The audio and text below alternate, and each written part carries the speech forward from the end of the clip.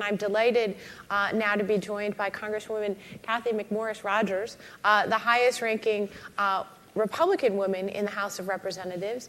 And I think it's terrific to be able to engage in a conversation around leadership, both in the narrow sense of, what does it mean to be a leader on Capitol Hill?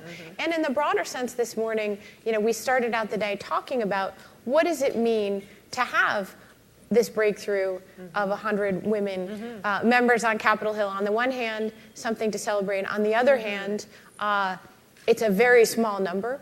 And in particular, Republican women members of the House are a really small minority within a much bigger majority, as it turns out. And congratulations on the election results. What is your own view about whether this represents a breakthrough that's going to change the institution? Right. Well, we still have a lot more work to do. I think it's great to celebrate the fact that we have the 100th woman now elected in 2014. I think that is great. We were excited to see more women elected on the Republican side too. Some really fantastic candidates. The youngest woman elected this ever to Congress, 30-year-old Elise Stefanik, and I think that is tremendous. Just the experience, the background that she brings, the energy, and that different perspective, I think is going to be very important. But I sit here and I think we still have a lot of work to do. I was the 200th woman ever elected to serve in the United States House of Representatives. And I think about that, and there's been over 11,000 people who have served in the United States House of Representatives. And I share that because, to a certain degree, it's still relatively new to have women running for office. When you talk to a number of women who have served in Congress for a longer period of time, many of them filled seats maybe that their husband had formerly held. Most of them, as you talk to them, will say that it was someone else that tapped them on the shoulder and encouraged them to run for Congress. Most didn't ever imagine that they would one day be serving in Congress. And so it's still relatively new. And I do believe that as more women are running successfully, being given responsibilities and opportunities to lead, that others across the country are watching, are noticing, and that it's going to encourage them. And I think there's a lot of truth that as we see women doing it successfully, that others are saying, well, if she did it, then I could do it. And that's been a shift even in the last, I would say, 2 to 4 years, where you've seen women stepping up and running without necessarily being asked to do it. And I've spent time through the years trying to help recruit women to run. And a lot of times, they do, first of all, they've never even thought about running for office, many of them. It's kind of, they're focused on their careers, their community activities, their families, in their minds, their plate is full, and they're thinking, how do I fit politics into all of this? Maybe I'll do this after I have children, after I've, had my business, whatever it may be. And so there's still a disconnect for a lot of women as far as priorities and how politics fits into their priorities, and really understanding why it's important that they get involved, run for office. But I see that changing, so that's very encouraging. Well, we were talking a little bit backstage around this question of what is it? It's important on the one hand to have greater representation on Capitol Hill. On the other hand, it's still such a small minority. Right. Same thing with the notion of women's participation or having a conversation like this. On the one hand, it's very powerful. On the other hand, unless there's really concrete ways in which you can imagine people taking different action, maybe it's just producing more anxiety. There's a study to prove everything, and I guess there's a study now to prove that just talking about the lack of women in leadership positions doesn't actually help change things unless you combine it with a proactive message. How do you get behind those really deep-seated cultural, psychological barriers? Do you have a concrete agenda for how to get change things on Capitol Hill? Well, I can certainly tell you that there's a bond among the women, a shared experience that we have, Republicans and Democrats as women, and there's a desire when I was first elected to Congress, I wasn't as aware of this whole issue. I wasn't as aware as I should have been as far as, just the need for more women to run. I came from Washington State. I had served in the State House, and we actually had record number of women serving in the House, the State House and the State Senate, and we were celebrating that. I believe at the time we had more women in the state legislature than any other legislature in the country. I had been elected minority leader in the State House, first woman to lead a caucus in the House. And so there had been some breakthroughs, but I wasn't as aware. And then when I get elected to Congress, I remember the first time I walked into a meeting of the Republicans in the House, and I was taken back. It was a room full, there's probably 224 at the time, people in a room, and not too many women. And I was like, wow, okay. and I didn't think I would spend as much time waving the women's flag, but I do think, I know that women bring an important perspective to the table.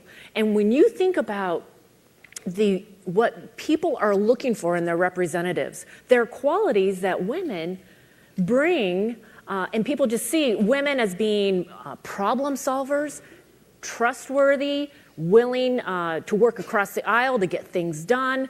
That they bring, they're better listeners.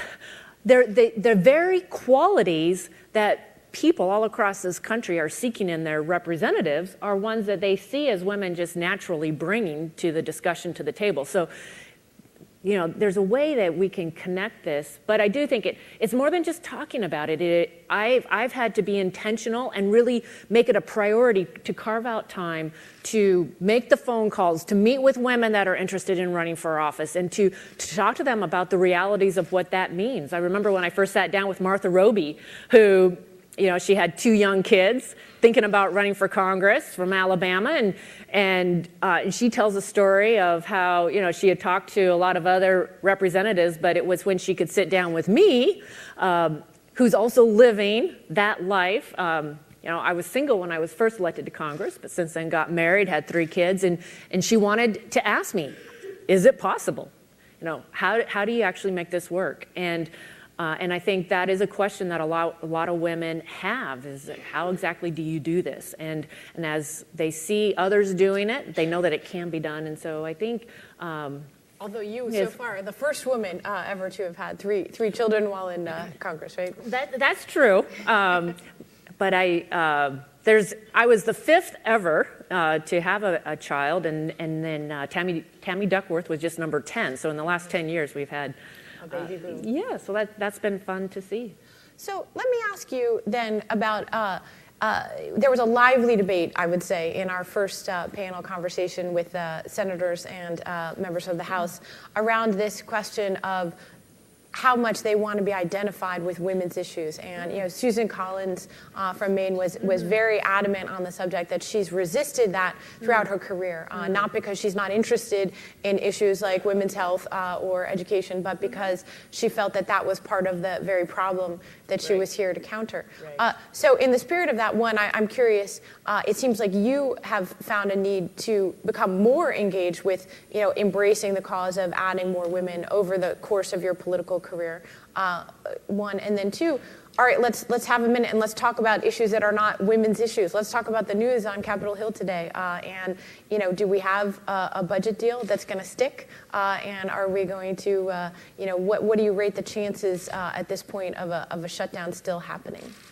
I believe the negotiations are going very well. I'm optimistic that we will have a budget deal and that we will finish up this week, keep the government funded, and be able to come back in the new year and address some of the other priorities. And I think as women, I think we find when we get elected to Congress, it is very important that we're seen as being leaders across the board on all of the issues. But I do also know that women bring different priorities at times. You think about education, for example, and for any woman who has children that are in school, it's just natural that that is a priority issue. And it was recently brought to my attention that in Arizona, for example, where you have some of the most, choices as far as they have more charter schools and magnet schools, and they've really embraced school choice, for example, and education opportunities, personalized education, online. Anyway, the last 4 governors in Arizona had been women. And I look at that and I think, is that an example of women, a woman in a leadership position really bringing, the issue of education to the forefront, that this is a priority and acting on it? Do you think, and this is a little bit of a hypothetical here, but if the U.S. Congress was run by women last year, would there have been a government shutdown? Oh, that's a great question. Boy, I think as I said earlier, women are seen as being problem solvers, and I do think that there's something in, I think we're more problems. Men, I think it is true, there's something they like to fight. There's something in them too that is more of that approach. But, at times there are very different ideas as to how best to move the country forward. And it's unfortunate when we find ourselves in a situation where the funding for the government, it was unfortunate we found ourselves in a government shutdown. We need to, we're elected to be leaders, we're elected to make the tough decisions, and women, I think, are ones that are saying, okay, let's figure out how we get the job done, get things done, which is another one of the big messages coming out of the election. So that's where I do think that women are, the more we see women in leadership positions, half of the members around the leadership table right now for the House Republicans are women, and I think that's really encouraging and positive. There's been a lot of talk about deal making and whether a new possibility exists of making deals with President Obama now that Republicans control both sides. Do you think his executive action on immigration sort of derails that concept before it started, or how much do you think that will have an effect on your ability to cut new compromises with the president? I was very disappointed to see him go down that path. I was invited right after the election. It was a couple of weeks after the election that he invited leaders from the House and the Senate, Republicans and Democrats, to the White House for lunch. There was 12 or 13 of us around. The Sandwich Summit. Yeah, the Sandwich Summit. and I was really encouraged when I got that invitation. I thought, this is good. We need to open up the lines of communication. There needs to be more dialogue between Congress and the White House. Quite honestly, even at that lunch that day, it got pretty tense. And part of the discussion was related to this executive order on immigration. And we were impressing upon the president, coming out of the election, one of the big messages coming out of the election was that people want us to work together. They want us to, sit down, solve these problems. And we need some more time on immigration. And the president felt like he needed to act. And I was disappointed to see that because it's really been a divisive type approach or divisive start to the new Congress. And we'll see. The Republicans heading into the new year, we have high hopes. I'm very excited about having a partner in the Senate where we can get some bills on the president's desk, and I'm hopeful that the president will want to work with us. And I believe that there are some opportunities to move forward in a bipartisan fashion on some of these issues. When you think about getting the Keystone Pipeline approved or repealing the medical device tax or even moving forward on tax reform, there's bipartisan recognition that our tax code is too complicated, too costly. We need to move forward on that. So I'm overall very hopeful and see some real opportunities. And And I hope that the president recognizes that there's a desire to move in a bipartisan way. So, Congresswoman, I think they're about to yank us off the Okay. stage. Let me see if we can get one question from the audience before we run off. Who has a question? Here we go. Oh, my goodness. Wow. All right, front row, come on. Thank you. Thank you. I'm Susanna Welford, and I run a nonprofit called Running Start that is working to get young women to run for office, and you've been involved with this for many years.